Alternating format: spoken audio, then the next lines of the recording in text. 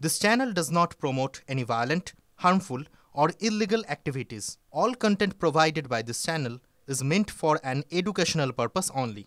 Cancer Healer Center, a new beginning. গতকাল রণক্ষেত্র যাদবপুর বিশ্ববিদ্যালয় এবং যাদবপুর সংলগ্ন এলাকা তার আজ সকাল থেকে পড়তে শুরু করেছে। এখনো পর্যন্ত যাদবপুর সম্পর্কিত বেশ কিছু আপডেট আমাদের হাতে রয়েছে। আগামী আধ ঘন্টায় আপনাদের সেই সমস্ত আপডেট তুলে ধরবো। যাদবপুরে অশান্তির ঘটনায় গ্রেপ্তার এক ডিওয়াইএস এর সমর্থক বিশ্ববিদ্যালয়ের প্রাক্তনী সাহিল আলীকে প্রথমে আটক করা হয়, পরে গ্রেপ্তার করা হয়। কিন্তু এই সাহিল আলী ডিওয়াইএসএফ সমর্থক হলেও গতকাল যে বিক্ষোভ আন্দোলন ছবি দেখি সেখানে তার কি ভূমিকা ছিল জানাবেন আমার সহকর্মী সত্যজিৎ আমাদের সঙ্গে রয়েছেন। সত্যজিৎ,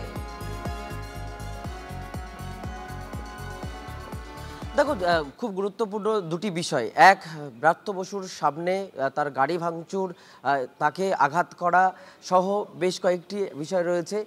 পাশাপাশি আরও একটি গুরুত্বপূর্ণ বিষয় যে এই বিশ্ববিদ্যালয়ের যারা অশিক্ষক কর্মচারী তাদের যে অফিস, সেই অফিস ভাঙচুরের ঘটনা, আগুন লাগিয়ে দেওয়ার ঘটনা, এবং সেই ঘটনাকে কেন্দ্র করে মোট 18 জনকে আটক করেছিল পুলিশ, এবং তার পরবর্তীতে প্রথমে আটক এবং গ্রেপ্তার দেখানো হয়েছে এই যাদবপুর বিশ্ববিদ্যালয়ের প্রাক্তন ছাত্র সাহিল আলীকে।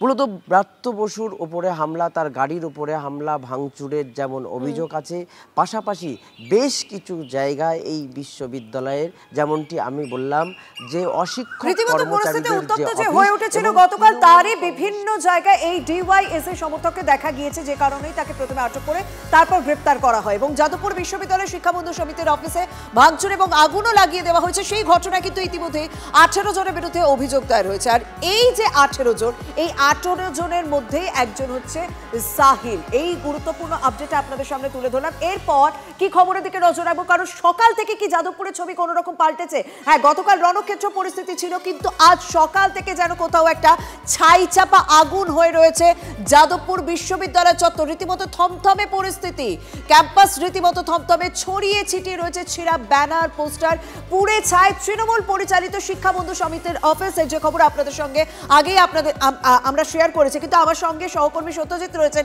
সত্যজিৎ, একটুখানি কি ঘুরে দেখানো সম্ভব যে যাদবপুর বিশ্ববিদ্যালয়ে আজকের ছবিটা ঠিক কিরকম, বা তুমি সকাল থেকে যখন গেলে কি দেখলে? দেখো, আমরা যাদবপুর বিশ্ববিদ্যালয়ের এই ক্যাম্পাসে মূলত 2-3টি জায়গাতে আমরা গেছি এবং এক চক্কর পুরোটা আমরা ঘুরে দেখেছি। বিভিন্ন জায়গাতে যেমন ব্যানার, হোর্ডিং, ফেস্টুন ছেঁড়া পড়ে রয়েছে, তেমনি কিন্তু দলীয় পতাকাও বেশ কয়েকটি জায়গাতে ছেঁড়া পড়ে রয়েছে। আমি এই মুহূর্তে অরবিন্দ ভবনের সামনে রয়েছি এবং সেখানে তুমি দেখতে পাচ্ছ যে সেরকমভাবে কিন্তু ছাত্রছাত্রী নেই। হ্যাঁ, আজকের রবিবার, তেমনভাবে ছাত্রছাত্রীদের এরকম দেখতে পাওয়া যায় না ঠিকই, কিন্তু যারা আবাসিক থাকেন তাদেরকেও কিন্তু দেখতে পাওয়া যাচ্ছে না। এই মুহূর্তের যে ছবি, যে তুমি জানো যে উপাচার্য তাকেও হেনস্থা হতে হয়েছিল এবং তার পিছন থেকে জামা ছিঁড়ে দেওয়ার মতন ঘটনাও ঘটেছে। ঘটনায় কয়েকজনকে আটক হয়েছে। এবার যে ব্যানার ফেস্টুনের ছেঁড়ার কথা বলছিলাম, দেখো এই মুহূর্তে একটা ছবি, যেটা যেখানে ঘটনাস্থল, ওখানে যেখানে কনফারেন্স চলছিল, যেখানে আগুন লাগানোর ঘটনা ঘটেছিল, তার থেকে বেশ কিছুটা দূরত্বে এই অরবিন্দ ভবন, সেখানেও কিন্তু এই রকমভাবে ছেঁড়া অংশ, টুকরো টুকরো অংশ তুমি দেখতে পাচ্ছ। ফলে বলা যেতে পারে যে সকালের যে আমাদের ছবি এবং পরবর্তীতে এখনকার যে ছবি, সেই ছবিটা থমথমে পরিবেশ। অবশ্যই এলাকার সাধারণ মানুষ তারা কিন্তু এই ঘটনায় যথেষ্ট অফেন্ডেড। তারা বলছেন যে বিশ্ববিদ্যালয়ের ঘটনা, বিশ্ববিদ্যালয়ের মধ্যেই থাকা বাঞ্ছনীয়, তার জেরে সাধারণ মানুষ কেন হেনস্থা হবে?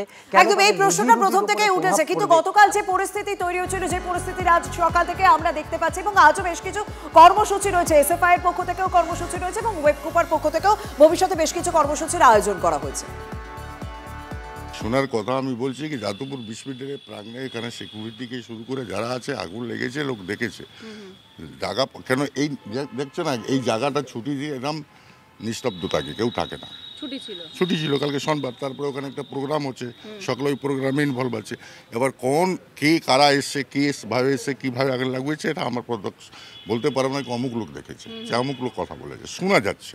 শোনার কথা বলছি, ছাত্র একটা সমাজ এসে এখানে এরকম তোড়ফোড় করে আগুন করেছে, আগুন লাগিয়েছে, এই হচ্ছে বিষয়টা যা আমি শুনলাম। তারপরে মিডিয়ার মাধ্যমে, আপনাদের মাধ্যমে, টিভির মাধ্যমে আমি জানলাম কি এই ঘটনা বিশ্ববিদ্যালয়ে ঘটেছে। কেন এখানে 3:20 আমি বাড়িতে গেছিলাম খেতে, কতদিন ধরে কাজ করছেন আপনি এখানে? আমি 93 থেকে এখানে কাজ করছি। এই 93 থেকে কখনো এই ঘটনা দেখেছেন, এরকম বিল্ডিং এ আগুন লাগিয়ে দেওয়া ছাত্রদের? হ্যাঁ, একবার আরও দেখেছিলাম, ওই যে কর্মচারী সংসদ, ওইখানে এভাবে আগুন লাগানো হয়েছিল।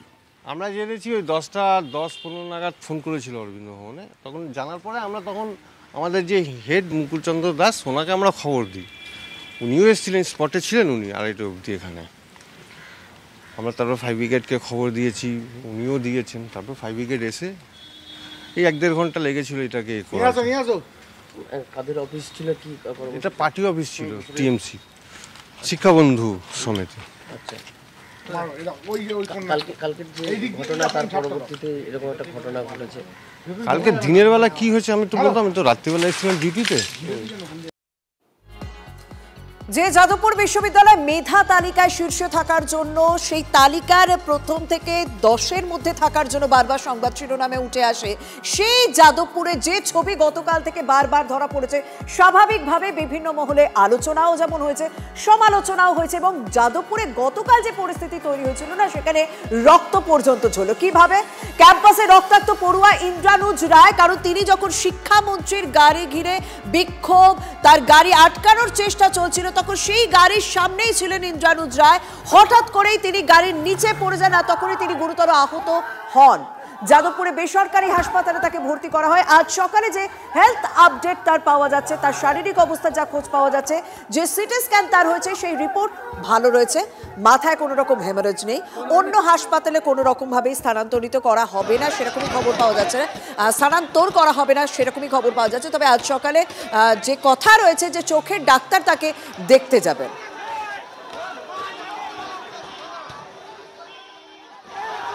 আমরা গাড়ির সামনে বসলাম যে স্যার দাঁড়ান, আমরা কথাটা বলবো।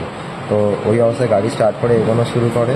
তখন পিক আপ বাড়তে থাকে। তখন আমরা যেহেতু সরতে পারছিলাম না, পিছন দিকে দৌড় শুরু করি। দিয়ে তারপর চিৎকার তখন আমরা করি যে গাড়িটাকে থামান, আমরা সরবো।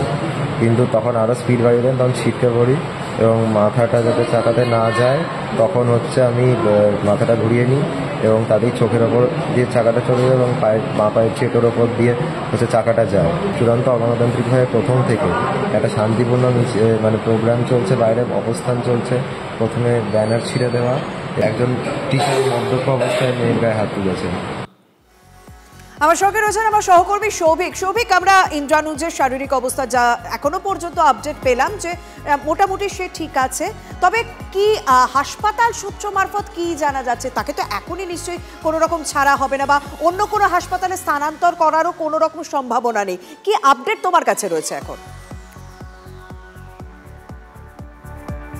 দেখো, ইন্দ্রানুজ গতকাল যখন দুর্ঘটনায় আক্রান্ত হয় এবং তারপরেই কিন্তু তাকে তড়িঘড়ি যাদবপুরের এই বেসরকারি নার্সিংহোমে নিয়ে আসা হয়, যেটা হসপিটাল সূত্র থেকে খবর পাওয়া যাচ্ছে। তার কিন্তু ইতিমধ্যেই সিটি স্ক্যান হয়েছে এবং সিটি স্ক্যানে কোনো রকম হ্যামারেজ এর কোনো সম্ভাবনা নেই।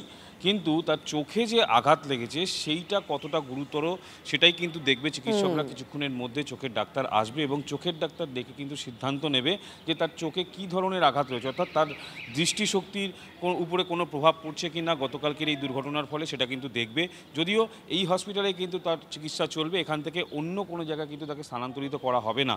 গতকালকে যখন এই ঘটনা ঘটে এবং তাকে কিন্তু তড়িঘড়ি এখানে নিয়ে আসা হয় এবং তারপর থেকেই সে চিকিৎসাধীন। প্রথম অবস্থায় কিন্তু সবাই চিন্তা করছিল যেহেতু তার মাথায় আঘাত ছিল, সেই মাথায় আঘাত গুরুতর কিনা, কিন্তু সেটা সিটি স্ক্যান করার পরে কিন্তু দেখা গেল যে মাথায় আঘাত কিন্তু কোনো রকমের গুরুতর নয়। তবে চোখের ডাক্তার দেখবার পরেই একদম আর কিছুক্ষণের মধ্যেই চোখের ডাক্তার আসবেন এবং তার চোখে কতটা ক্ষতি হয়েছে এবং চোখে কতটা আঘাত লেগেছে সেই বিষয়গুলি খতিয়ে দেখা হবে। আপাতত তোমাকে ধন্যবাদ সৌভিক। আমরা যাদবপুরের খবরের দিকে যেহেতু রয়েছি, সেই ঘটনায় কিন্তু গতকাল যে ছবি বারবার ধরা পড়েছে, কোথাও সেটাকে ছাত্রদের উচ্ছৃঙ্খল পরিচয়ের কথা বলছেন। কে বলছেন? যাদবপুরের র্যাগিংয়ে অভিযোগে মৃত ছাত্রের বাবা। 2023 সালের অগস্টে যাদবপুর বিশ্ববিদ্যালয়ের হস্টেলে ছাত্রের মৃত্যুর ঘটনায় র্যাগিংয়ের অভিযোগ করেছিলেন তার পরিবারের সদস্যরা। গতকাল সারাদিন যাদবপুর বিশ্ববিদ্যালয়ে যে ছবি তারা দেখেছেন বারবার, সেই পরিপ্রেক্ষিতে কি বলছেন স্বপ্নদীপের বাবা, শুনুন। যে আচরণ হয়েছে, অন্যান্য তাদের সহপাঠীদের সঙ্গে যে আচরণ, মারপিট করা হয়েছে, আজকে প্রত্যেকের জীবন বিপন্ন। আজকে অধ্যাপকদের মারধর করা হয়েছে। আজকে এই উচ্ছৃঙ্খলতার বলি আমার সন্তান। আজকে যাদবপুরের এই উশৃঙ্খলতার জন্যই আজকে আমাদের সন্তানকে হারাতে হয়েছে। আজকে আমাদের প্রত্যেকটা দিন রাত আমাদের হাহাকার করে কাটাতে হচ্ছে। যাদবপুর আমার সন্তানকে ফিরিয়ে দিতে পারবে? এইসব উশৃঙ্খল ছেলে পেলে যা করছে, আবার যদি আমার সন্তানের মতো একটা সন্তান মারা যায় তার দায় কে নেবে? অত্যন্ত বাংলার শিক্ষা জগতে যাদবপুর কলঙ্কজনক অধ্যায়। যাদবপুর বিশ্ববিদ্যালয়কে ধিক্কার জানাই। দেখুন, গতকাল থেকে যখন অশান্তি হচ্ছে এসএফআই ওয়েব কুপার মধ্যে সংঘর্ষ, শিক্ষামন্ত্রী পৌঁছে গেলেন, তাকে ঘিরে স্লোগানিং চললো, তারপর তার গাড়ি ঘিরে আটক, বিক্ষোভ, আরো অনেক কিছু ছবি সকাল থেকে ধরা পড়লো। তারপর আমরা দেখলাম রাতে শিক্ষা বন্ধু সমিতির অফিস পুড়িয়ে দেওয়া হলো, এমনকি এও অভিযোগ উঠলো উপাচার্য তার জামা পর্যন্ত ছিঁড়ে দেওয়া হয়েছে। কিন্তু এই সমস্ত ঘটনায় রাজনীতির রং তো প্রথম থেকেই ছিল, তাই রাজনৈতিক চাপানুতরও যে চলবে সেটাই স্বাভাবিক। নাটক করছেন শিক্ষামন্ত্রী, কটাক্ষ সিপিএম এর পক্ষ থেকে, পাল্টা জবাব দিয়েছেন ব্রাত্য বসু এবং মদন মিত্র। কলেজ বিশ্ববিদ্যালয়গুলোতে এসএফআই ঢুকতে পারবে না। গত 12 বছর ধরে উচ্চশিক্ষামন্ত্রী কী করছিল? গাঁজা খাচ্ছিল। পরিষ্কার কথা বলছি আমি। এই যে কলেজ বিশ্ববিদ্যালয়তে ছাত্র নির্বাচন হয় না, কেন হয় না?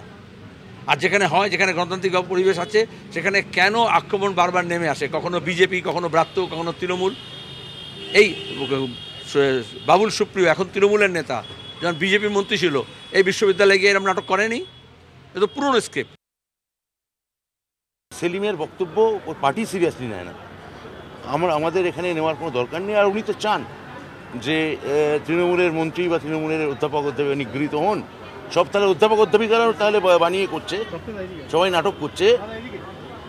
আমি নয় থিয়েটারের লোক, এখানে আমি দাঁড়িয়ে অভিনয় করছি, কিন্তু যে অধ্যাপক অধ্যাপিকারা মার খেলেন সেলিমের কাছে, তারাও তাহলে নাটক করছে। মোহাম্মদ সেলিমকে একটু খোঁজ নিতে বলুন এবং ওনাকে বলবো যে পুরো সব কিছু রাজনৈতিকভাবে না দেখে, ওদের সময়ও এরকম ঘটনা যদি কেউ ঘটায় আমরা তার প্রতিবাদ করব। দলের চেয়ারপারসনকে জানালেন? জানিয়েছি। ব্রাত্য তো নাটকই করে। ব্রাত্যর নাটক দেখার জন্য লোকে পয়সা দিয়ে যায়। আমি আজ অবধি খবর নিয়েছি একাডেমিতে গত 3 বছরে ব্রাত্য যতগুলো নাটক করেছে একদিনও একটা টিকিট পড়ে থাকেনি, সবসময় হাউসফুল। ব্রাত্যর নাটক লোকে পয়সা দিয়ে দেখতে যায়। আর সিপিএমের নাটক লোকে ঘেন্না করে দূর থেকে, শাসনে মজিদ মাস্টারের নাটক দেখেছে, সিপিএমের 34 বছর ধরে নাটক দেখেছে, হাতে ভোট দেওয়ার জন্য হাত কেটে দেওয়ার নাটক দেখেছে। সিপিএমের নাটক কেউ পয়সা দিয়ে দেখতে যায় না।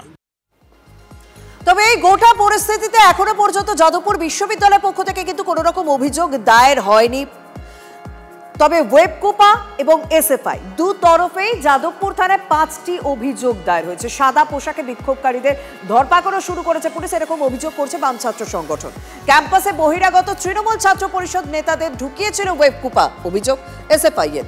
বাম ছাত্ররাও বহিরাগতদের এনেছিল, পাল্টা অভিযোগ ওয়েবকুপার।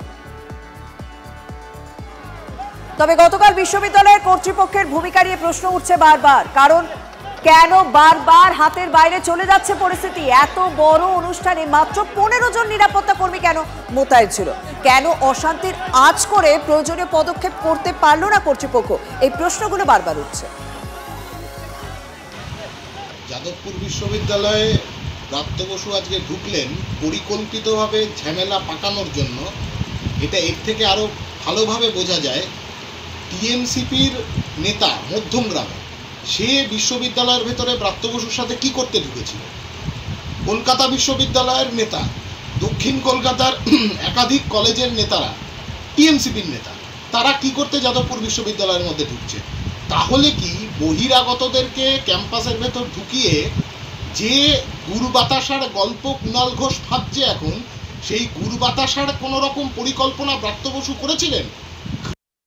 এসএফআই এর রাজ্য সম্পাদক তার সরাসরি অভিযোগ শুনলেন যে বাইরে থেকে লোক ঢোকানো হয়েছে ওয়েবকুপার পক্ষ থেকে, এবং টিভি9 বাংলার ক্যামেরায় সেরকমই ছবিও ধরা পড়েছে। তৃণমূল ছাত্র পরিষদ নেতা অভিরূপ চক্রবর্তীর ছবি ধরা পড়েছে। তৃণমূল ছাত্র পরিষদের সাধারণ সম্পাদক অভিরূপ চক্রবর্তী, যদি অভিরূপ চক্রবর্তীর সঙ্গে টিভি9 বাংলায় যোগাযোগ করলে সে বলে দলের রাজনৈতিক প্রোগ্রাম ছিল বলে সে সেখানে হাজির ছিল। হ্যাঁ, সে তো অবশ্যই প্রত্যক্ষ করেছি। ওয়েবকুপার সভা ছিল, সেই সভায় মানে আগে থেকেই বলেছিল যে প্রচুর লোক আসবে, এবং সেই জায়গা থেকে মানে ব্রাত্য বসু ওই বক্তব্য রাখার সময় এটা বলেন যে বাইরে যারা বিক্ষোভ করছে আমার সাথে অনেক লোক আছে। তো সেইটার রিয়াকশন তো আমরা দেখতেই পেলাম, উনি যখন বেরোচ্ছে ওনার সঙ্গে টিএমসি গুন্ডারা প্রত্যেক মুহূর্তেই ছিল এবং তারা স্টুডেন্টদের উপর আক্রমণও করেছে। অ্যানুয়াল জেনারেল মিটিং, সেইখানে সারা বাংলা জুড়ে ডেলিগেটসের কাছে ইনভাইটেড লোকজন, আমরা ইনভাইটেড ছিলাম প্রোগ্রামে, তাই আমরা গেছিলাম। কোনো ইউনিভার্সিটিতে যদি কোনো প্রোগ্রাম হয় কোনো রাজনৈতিক দলের, সেইখানে বিভিন্ন ইউনিভার্সিটি থেকে সারা বাংলা জুড়ে তৃণমূল কংগ্রেসের সারা বাংলা জুড়ে সংগঠন আছে, সেইখান থেকে ডেলিগেট লিস্ট হয়ে ছাত্র, অশিক্ষক কর্মচারী, শিক্ষক, বিভিন্ন একাডেমিশিয়ান, পদাধিকার সবাই ইনভাইটেড ছিল। এবং এটা 1 মাস আগে থেকে প্রোগ্রাম করা রয়েছে, ইউনিভার্সিটি থেকে পারমিশন নিয়ে করা রয়েছে। আসলে বামেরা, অতি বাম যারা রয়েছে, তারা যাদবপুর বিশ্ববিদ্যালয়টাকে নিজেদের বাপের সম্পত্তি মনে করে নিয়েছে।